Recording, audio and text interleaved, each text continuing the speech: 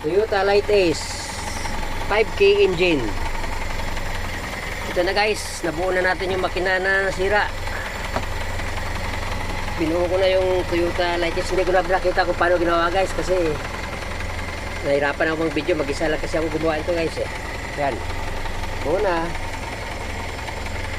mandar na siya. Ayan, temperature, tingnan natin. Ayan, temperature niya guys.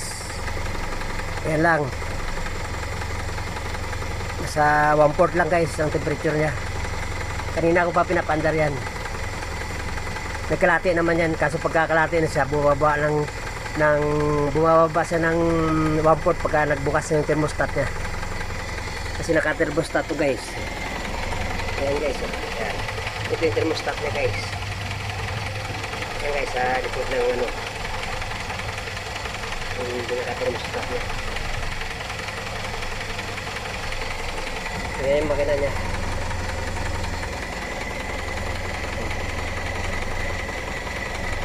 Ayan guys, yan.